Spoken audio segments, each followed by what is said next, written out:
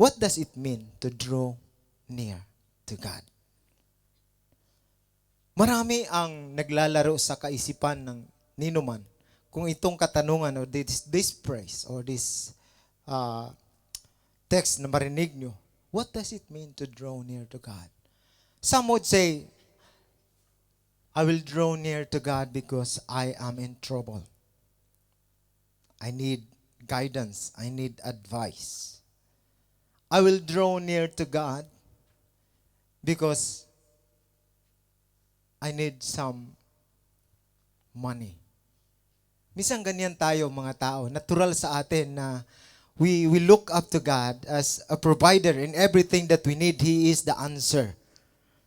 And some would ask, and depende kasi sa puso na natamaan or ninuman nakarinig ng tanong na ito, depends on their life situation. Kung ang naitanong ko sa tao na ito, what does it mean to draw near God to you? Kung ikaw o kung sino man ang natanungan ko ng ganitong klaseng tanong, iba-iba ang kasagutan. Iba-iba ang pananaw, iba-iba ang pagtanggap ng ganitong klaseng tanong. Maaaring ang sagot ng iba na matagal ng Kristiyano, I will draw near to God dahil gusto kong magpasalamat at purihin siya. Maybe some. Para sa atin ko muna yun, lalapit at lalapit ako sa Panginoon. Every time na mayroong pagpapala akong natanggap, mayroong mga kasagutan sa aking panalangin, lalapit ako sa Panginoon.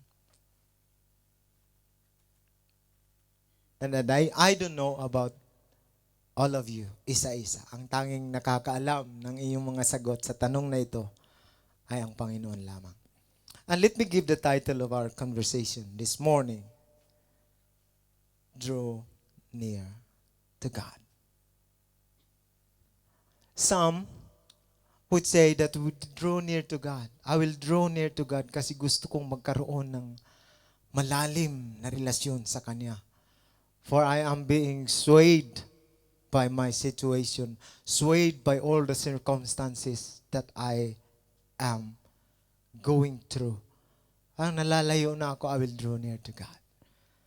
And I believe na familiar na ang karamihan sa atin kung saan ko kinuha itong text na ito. We will be studying in the book of James. James chapter 4, verses 8 to 10. And James is talking about the audience. Ang audience, ang pinapakinggan at sinasabihan, sinulatan ni James dito ay ang mga Kristiyano na. Nananampalataya na sa Panginoon. And according to the history, history, ang audience ni James dito is mostly from Asia Minor. Maaaring kasama tayo, bilong tayo mga Asians. So, lalo't higit na tayo ay mga nananampalataya na sa Panginoon. And this is where I get it. Basahin natin. Draw near to God, and He will draw near to you. Cleanse your hands, you sinners, and purify your hearts, you double-minded. Wow! Ang lalim ng pagkabigkas ni James dito. Ibig sabihin, kilala na niya, alam niya ang mga kagawian. Mostly kasi sa atin, we are now in this age na marami na ang nadaanan natin. Most of the temptations, most of the distractions in our lives, we've experienced them. Everything they say in this world. In the text before this one, may sabi na, if you love this world, you become the enmity of God. Kung mahal mo ang mundo na ito, if you aligned with the pattern of this world, you become the enemy of God. And I have the statement I have made and drawn from this text. And I want to remember all of us about this text. Simple lang. And sabi ko, Surrendering to God's direction leads to a transformation that is humbling. Again, surrendering to God's direction leads to a transformation that is humbling.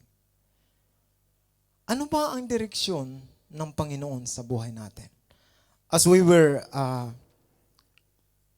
nakatuon na tayo, nakita natin, we have experienced the life in this world, challenges, every circumstances, every pleasure sa mundo na to. Nakita na natin, napagdaanan na natin ang lahat. Mayroon na tayong mga karanasan kung paano ang Panginoon kumilos sa buhay natin, kung paano natin nadama or how we feel the presence of God in our lives. And also, we can have this comparison already. How the Lord God leads us and how this world also leads us. Kung saan tayo dinadala, kung ano ay papangako, kung ano ang nagagawa ng mundo na ito sa atin, at ano ang pangako ng Panginoon sa atin. And you will see when we commit or we embrace or we surrender the leading of the Lord in our lives, ang pagbabago sa atin ay masasabi natin, wow, ako ba talaga ito? Nagawa ko ba talaga yon? Remember, I want you to put in mind the term, the text na sinasabi na, ako ba talaga ito? Nagawa ko ba talaga ito?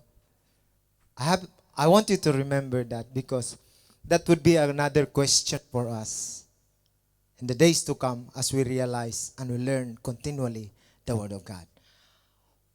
Wow na wow ang ating reaksyon kung nakita natin yung pagbabago sa atin na tayo ay nagpapa-guide o nagpapapanguna o hinahayaan natin na pangunahan tayo ng Panginoon. Ang pagbabago na yon ay hindi natin kayang gawin. As the words that we have learned last week, we are just the bearer. Mayroong Panginoon na nangunguna sa atin at siya yung nagbibigay sa atin ng pagbabago na yon na masasabi nating, wow, this is the life that really lead spiritually. What I'm saying in this text is, hindi po natin kayang gawin ang pagbabago sa buhay natin on our own strength. Correct? Naranasan niyo na ba na, Lord, gusto kong yumaman. Bakit ayaw kong yumaman? Bakit sila mayaman na? You struggle, you strive in every way to earn more and more. Gusto kong mag-enjoy. Gusto ko yung time na to is para sa iyo. Pero tumawag yung kaibigan mo, friend, dito tayo. You know? May mga ganong instances in our lives na gusto nating gawin ang mga bagay on our own ways. Then comes to realize at pinaalalahanan ka ng Panginoon. Anak, linggo ngayon, pumunta ka muna dito. Dito, saan? Sa gawain. Give time first sa aking paghahari sa iyo. Ganyan yung klaseng, you know, this statement, drawing near to God, is also an invitation for all of us. Kaya nga, it's not just an invitation, but there is a promise behind. We will talk about later as we go on. Leads to a transformation that is humbling. Let's go to our text. Draw near to God, and He will draw near to you. Cleanse your hands, you sinners. Purify your hearts, you double-minded. That question strikes me personally kung paano itong tanong na ito sa atin. And I want to, all of us, to learn and hear from what the Lord instructed me kung ano ang dapat i-share at magpakinggan ng bawat isa sa atin. Drawing near to God is seeking for His direction. Because most of us really experience na nadiderail tayo kahit anong klaseng gawin natin na, Lord, I have meditated your word day and night. Lord, aktibo po ako sa gawain. Lord, ang lagi kong pinapakinggan sa mga reels ay about you, God. Panginoon, wala na akong ibang ginawa, kundi ang makinig at makinig, matuto at matuto ng kung ano at sino ka sa buhay ko.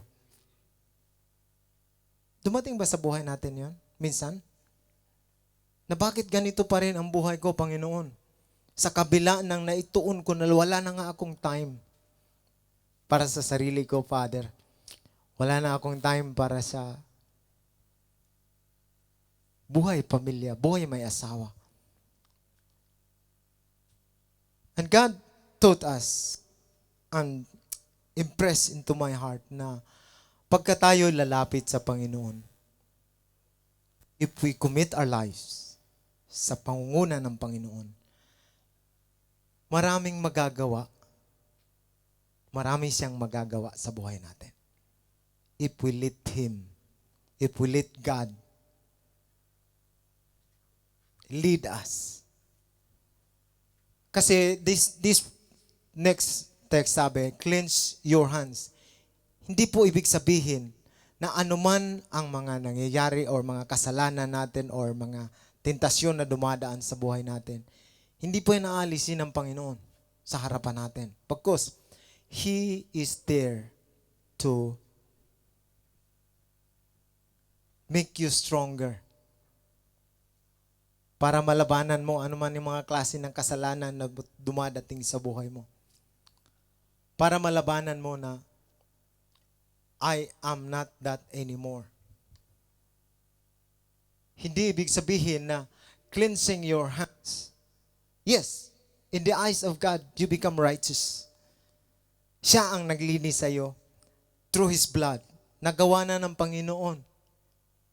Namatay siya at nabuhay para sa iyo. To redeem us, to save us. Para tayo ay mamuhay ng malinis sa kanyang harapan. And that is what He's doing in our lives. Cleansing our hands. If we just have to draw near to Him. Kung tayo ay magpapasakop sa Kanya, kaya nang burahin ng lahat ng ating kasalanan. Kaya niyang patawarin ang anumang klasin, kaano mang kalaki ng utang natin. Kaya nang patawarin ng Panginoon yan. For He is a God. Siya ang Panginoon na naggumawa ng mga bagay na yan. You sinners, purify your heart. Pagka tayo nagpasakop sa Panginoon, pansinin mo. Or, kahit hindi mo namamalayan, nababago na yung pananalita natin, nababago na yung way of standard ng buhay natin. Yung double-minded na ito, pinabago yan ng Panginoon na dati, sabi mo, Lord, wala akong magagawa dahil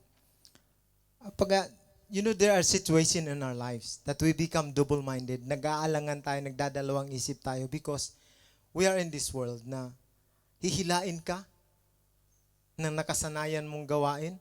Hihilain ka ng tunay na nangyayari sa buhay natin because there are realities in our lives that really blocked you or hinder you in coming to the presence of God. Am I right? Are you with me? Meron at meron talagang nakahadlang para sa atin. Yun nga, yung lagi nating naririnig sa ating mga preaching, especially kayo, Pastor, lagi niyang nasasabi na, kung kailan nandun ako nagpapagamit kay Kristo, marami ng pagsubok, maraming pahirapan na tuloy akong, parang ang bigat-bigat na. Because this is what the enemy is doing when we draw near to God. Lalo niyang ipapakita ang kanyang mga taktika to divert us, to divert our attention to the spiritual doings that we are wanting to align in the direction of God. May sitwasyon pa nga na kung kailan ako nag-commit or sino man sa atin, kung kailan tayo nag-commit sa paglilingkod sa Panginoon because this is what really happened. Ito yung katotohanan nangyayari sa buhay natin bilang isang tagasunod ni Kristo. Na pagka tayo palapit ng palapit sa Panginoon, ginagawa natin yung mga gawain na nakakalugod sa ating Panginoon, hindi lang sumusunod ang kaaway sa atin. Triple or more than 3 times ang gawain ng kaaway to distract us, to steal us, para agawin tayo sa dinadaanan natin going to God's direction. Nagdadalawang isip tayo sa mga bagay. Sasabihin ng kaaway sa iyo na, oh, tama yan. You know, we have these 2 spirit in us. Maitim at puti. I don't know if that the term is right. The good and bad. That always makes us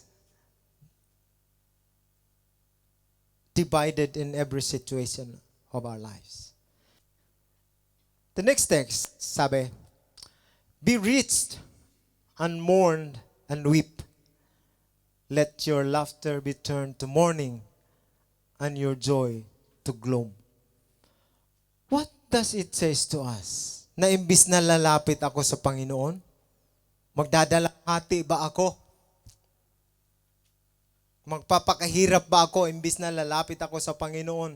Weep and let your laughter turn to mourning and your joy to gloom.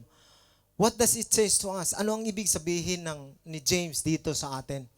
Na imbis na lalapit ako sa Panginoon, magdadalamhati na ako, magiging malungkot na ako. Ang kasiyahan ko ay magiging kadiliman para sa akin. You know why James tell the believers these words? Kasi nga, naka-align tayo sa gawain ng mundo. Ang kasiyahan para sa atin ay yung nakagawian nating masaya dito, nagagawa mo yung mga lustful things. Minsan nga, nagagawa natin yung mga bagay. I remember the word from a famous writer about nagiging kalos na sa atin yung paggawa ng mga masasamang bagay. Baga doon na tayo nasisiyahan. Nawawala na yung feeling natin na, mali na pala itong ginagawa ko. Because yun ang nakasanayan natin. This is what the world can offer us to make us happy. To make us joyful. Baga yun yung nagiging sentro na ng ating kaisipan, yung mga bagay na narito sa mundo. Makamundong bagay. Material, kasiyahan na sa tingin na panandalian lang kung tutuusin. Let your joy and your joy to gloom. Di na kayo dapat maging masaya sa mga mukamundong bagay na ito. Hindi iyan ang tunay na kasiyahan dito sa buhay na ito kung tutuusin. This is what James is telling to the believers this time. Hindi po ibig sabihin na pagka tayo ay lalapit sa Panginoon, maging malungkot na tayo kasi hindi na natin mararamdaman yung dati nating nararamdamang kasiyahan. Hindi na ako makakasama sa kaibigan ko pagka sila ay nagbi-beach party. Hindi na ako cheers. Magiging malungkot na ako kasi believer na ako, Kristiyano na ako. Hindi na ako makagala-gala ng kung saan-saan kasi baka masabi ang aking kapitbahay. This is not what James is pointing here. It's like you are transforming your direction into the ways of God. Masaya ba ang buhay Kristiyano? Amen? Tunay na masaya. Ito ang tunay na kasiyahan, walang kapantay. And that is what James is telling us here. Kung masaya ka sa mga gawain na yan, be rich, mag-grave ka, magdalamhati ka sa mga bagay na yan, kalimutan mo na yan, forget it. Because that is not the real joy that God can offer. Let your laughter turn to mourning. Dati kasi masaya tayo kaagad pagka, alam mo yung 3 araw na selebrasyon, walang katapusan. Parang, this is the last day of my life, I will enjoy.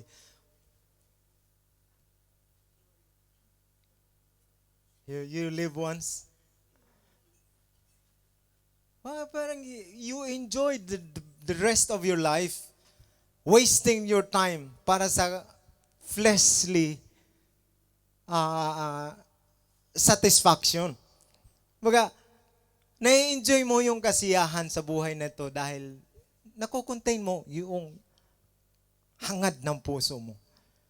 Hindi yun ang tunay na kasiyahan. Pansamantala. Yes, I agree.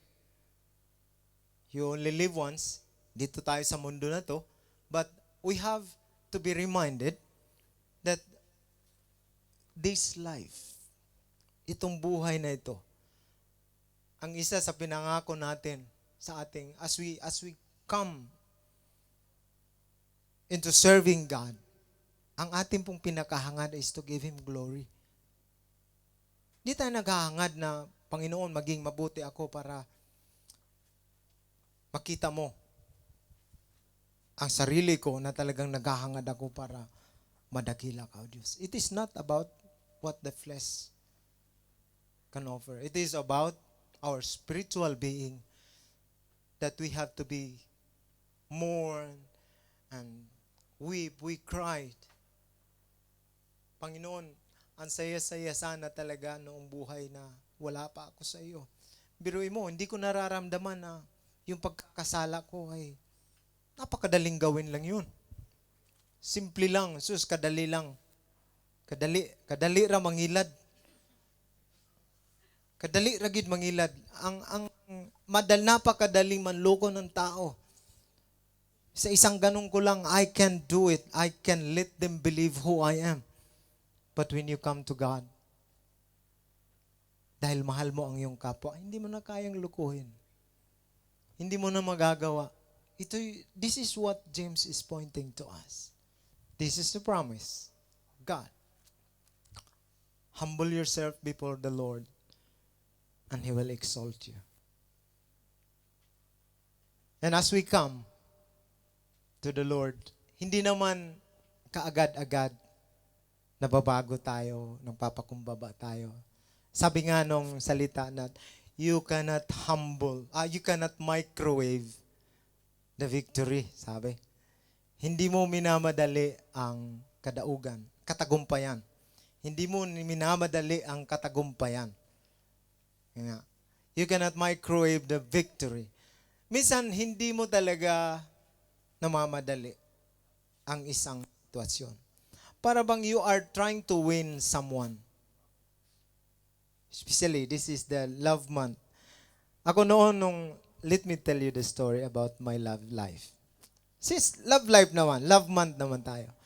Noong nililigawan ko po yung aking asawa, it took me time, like 24 hours, 7 days a week. 24/7. Constant na nagtitext ako sa kanya. Magkapitbahay kami. Dito lang kami nagkita sa Hong Kong. Magkapitbahay kami dati. You know, time is given. Lahat ng effort ginawa. Maybe hindi niya na-appreciate yun at the first. Tapos, you know, naglalaan talaga ako ng oras. Naglalaan talaga ako ng oras. Para mapaamo ko siya. And sometimes that is one of the way. Kung paano tayo maging malapit sa Panginoon. Hindi man lang na sinabi mo na, Lord, sa ulado ko na yung pinamemorize ni Pastor sa akin. Lahat ng verse sa Biblia, sa ulado ko na. But that took time. Kailangan ng panahon yun. Lord, kilala ko na lahat ng mga attendees sa church. Sabihin, matagal ka na sa simbahan. It takes time. Maraming mga sitwasyon na sinasabi natin na I can I can be who I am now because God is with me. Can you claim na ikaw yon? Nagbigay sa Kanya ng oras? Kasi minsan, hindi natin na ipapakumbaba yung sarili natin pagka hindi natin nasasabi na, it is your will, O God. Kaya nung kasabi ng Panginoon, ito'y talagang napakagandang halimbawa sa bawat mananampalataya at bawat isa sa atin kung paano nabanggit ng Panginoon that, let your will be done. It is finished. Ang kalooban ng Panginoon, nawa ang mangyari sa buhay natin. Doon natin nasasabi na nagpapakumbaba tayo sa Panginoon. It is not all about our commitment. It is not how prayerful we are. It is not how you will inform with all your brothers and sisters in the congregation.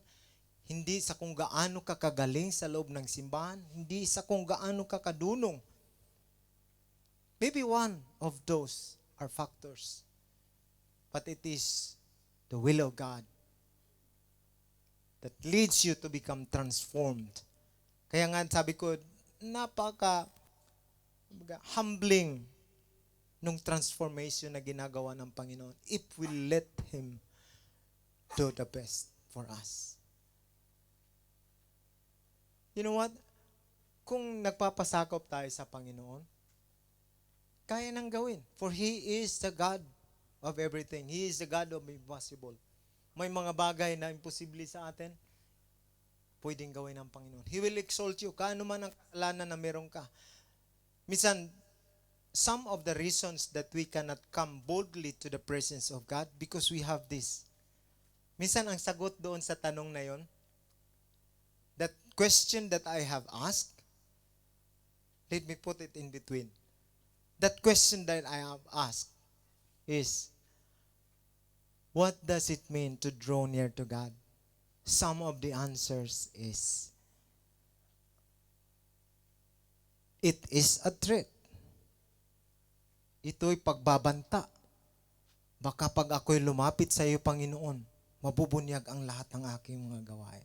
It is not. The Lord knows everything about you. Alam ng Panginoon kung ano, lahat ng sikreto meron tayo.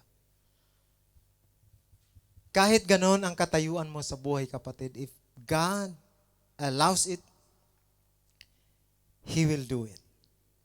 He will exalt you kahit pa sabihin natin, bakit nagtatayo-tayo na yan si ate dyan sa harap? Si kuya, bakit yan na yung estado niya ngayon? Kasi hinayaan mo na ang Diyos ang manguna at maghari sa buhay mo. As you draw near to God, we humble ourselves before the Lord. Through Jesus Christ, who redeemed us, who saved us, who died on the cross for us, para tubusin ang lahat ng ating kasalanan. He will exalt you. Mapapapurihan mo ang Panginoon.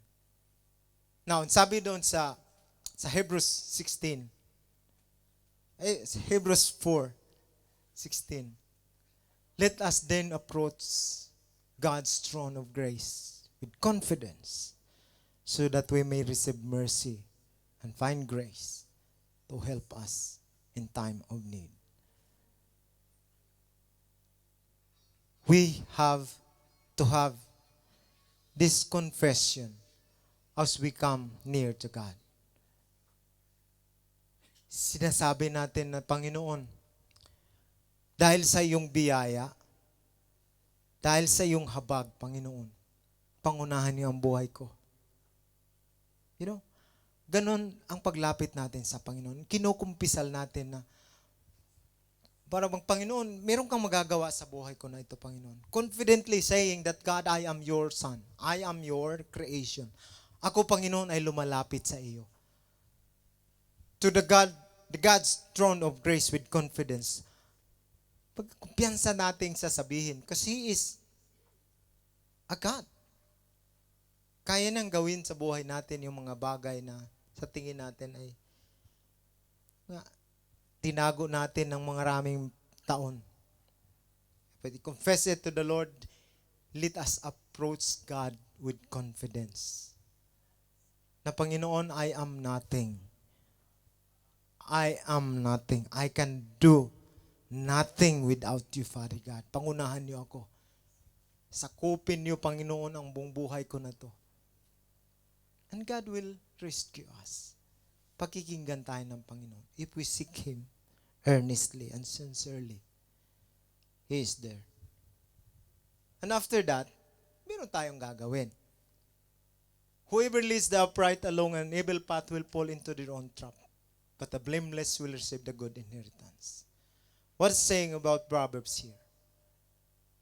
Ilalagay ko dyan sa baba kung napapansin niyo. Renounce. We are renouncing doon sa mga old practices natin, old ways of thinking natin na nagmamagaling tayo pag at sa tingin natin ay this is the right way. Which is, alam naman natin na gawain ng kaaway yun. Maling mga gawa, maling mga practices. Whoever leads the upright along an evil path will fall into their trap. That is the ways of evil trying to snatch us, to steal us in the presence of God. And God, who is our Lord, makes us clean and blameless in His sight. Pinago tayo ngayon. As we confess that I will come to you, Lord, linisin mo ako, Panginoon, tanggalin mo yung mga pag-alinlangan sa aking kaisipan. We are coming into God's throne of grace. And again, as we renounce it in book of Romans 6:12, let not sin therefore reign in your mortal body to make you obey its passion. Hindi na ako yan, Panginoon. Dati kong gawain yan, yes. Naaalala ko pa rin yan kung gaano ako kasaya na gumawa ng mga bagay na yan. I am not that anymore, Father God. Kung dati makalaman yung aking naiisip, but by your renewing of my mind, Lord, iba na ang nakakapagpasaya sa akin. Hindi mo na, yes, maaari pa rin tayong mapunta sa isang sitwasyon na ganun. But we are now aware. Nako-convict tayo because of our sincere na paglapit sa Panginoon. Napapaalalahanan natin ang ating sarili that I am now in the presence. I am now in the light. Surrendering to God's direction leads to a transformation that is humbling. Hindi mo masasabi kung paano kumilos ang Panginoon sa buhay mo. At masasabi mo na lang na, Panginoon, I am nothing without you. Intimacy in a relationship grows when given time and guided by humility. Nagkakaroon tayo ng intimacy sa Panginoon kung nagbibigay tayo ng oras. Every time we come to seek the presence of God, nadarama ba natin yung presensya na sa buhay natin? Yung minsan yung tanong para sa atin, ganyan ba ang paglapit mo sa Panginoon? Nadarama mo na mayroon kayong relasyon sa Panginoon mo as you come near to Him? As you come near to God, meron bang relasyon? Of course, there is. Because every time we encounter some trials, lalapit ka kaagad sa Panginoon. You can approach God with confidence. That Lord, parang mali itong ginagawa ko, Panginoon. By then, through time, at guided by humility. Kasi kung nakikita mo na mali na yung ginagawa mo at hindi mo inaamin na mali ang ginagawa mo, hindi ka talaga lalapit sa Panginoon. You will do it on your own way. Nawawala yung pagkababaang loob. That's why intimacy in a relationship grows when given time and guided by humility. Even our loved ones, even sa kapatid natin, even sa katrabaho natin, employers natin. You know how deep our relationship become kung patuloy kayong nagbabahagihan ng time na quality? Nakikita niyo yung reaksyon ng bawat isa ng puno ng pagmamahal? Lalago at lalago yung relasyon. Pagka pinagbigyan mo. Hindi pwede kasi na, bati na tayo. Close tayo ngayon. Ay, minsan may mga sitwasyon pa na yung mga kapatid natin nagsasabi, sila yung nakakakita, uy, feeling close sila. Yung pala kami-meet nilang, pero yung treatment po, kunyari, close na kayo. That is not how it works. As I've said, you cannot microwave victory.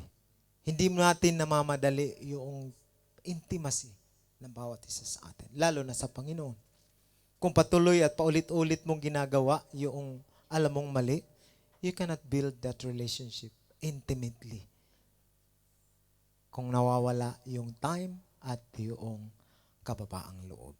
Again, to that question, what does it mean to draw near to God? Coming near to God is a promise na mayroong magagawa ang Panginoon sa buhay mo. Kasabi nga doon sa text natin, draw near to God and He will draw near to you.